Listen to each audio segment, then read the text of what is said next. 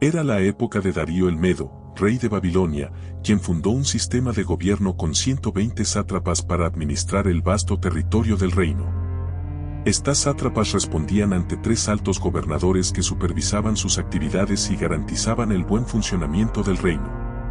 Entre los gobernadores estaba Daniel, quien sobresalía por su sabiduría, integridad y un espíritu excelente que lo distinguía por encima de todos.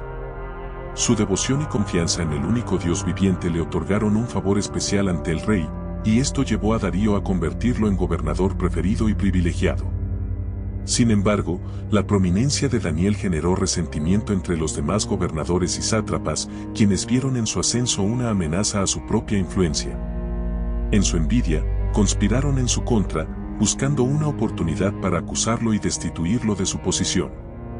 Examinaron cada aspecto de su vida y desempeño, pero no lograron encontrar ninguna falta o corrupción en él, pues Daniel era fiel en todos sus actos, sin cometer ningún error o injusticia.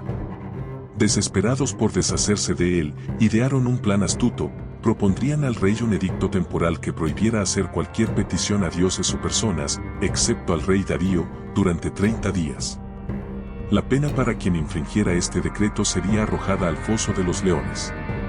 Unidos en su propósito, los conspiradores se presentaron ante el rey y, después de expresarle sus alabanzas y lealtad, lo persuadieron de la necesidad de firmar este decreto, apelando a su ego y a la idea de fortalecer su autoridad en el reino.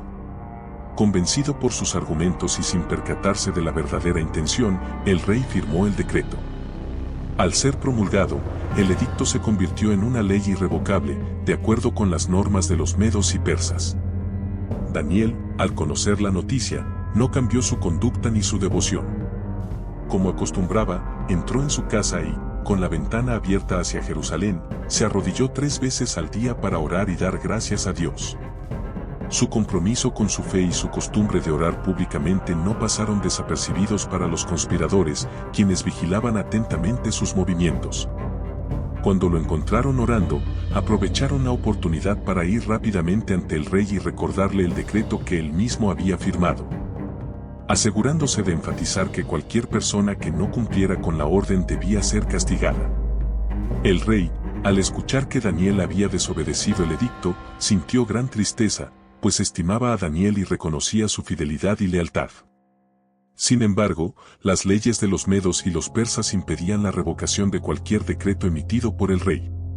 Los conspiradores insistieron en que el castigo se cumpliera sin excepción, recordándole al rey que nadie podía cambiar la ley una vez firmada. A pesar de su dolor, Darío no tuvo otra opción más que ordenar que Daniel fuera arrojado al foso de los leones, pero antes le expresó un deseo de esperanza, diciéndole que tu Dios, a quien sirves continuamente, te libre. Con el corazón angustiado, el rey selló el decreto autorizando la entrada de Daniel al foso de los leones, con su anillo y el de sus nobles, marcando así la sentencia de Daniel. Aquella noche, Darío se retiró a su palacio, pero no pudo encontrar la paz. Aunque sus sirvientes le ofrecieron entretenimiento y música, el rey permaneció inquieto, incapaz de conciliar el sueño, afligido por la suerte de su amigo y consejero. Al amanecer, sin perder un instante, el rey corrió al foso de los leones. Al llegar, con una voz llena de preocupación, llamó a Daniel, temiendo que no hubiera sobrevivido. Para su asombro y alivio, escuchó la respuesta de Daniel, quien le dijo: «Rey, vive para siempre. Mi Dios envió a su ángel y cerró la boca de los leones para que no me hicieran daño, porque fui hallado inocente ante él y tampoco he cometido maldad alguna contra ti». El rey, lleno de gozo, ordenó que sacaran a Daniel del foso y comprobó que no tenía ninguna herida, porque había confiado en un Dios viviente.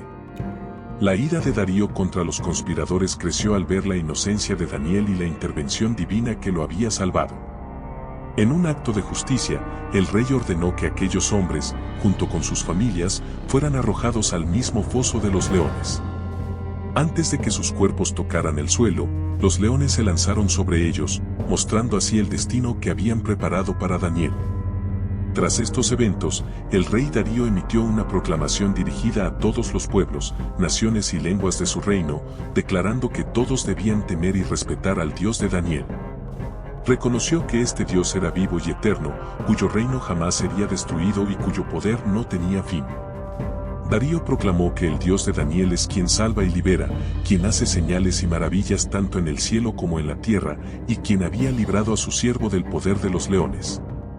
Así, la historia de Daniel y su fe en Dios quedó grabada en la memoria de todas las generaciones.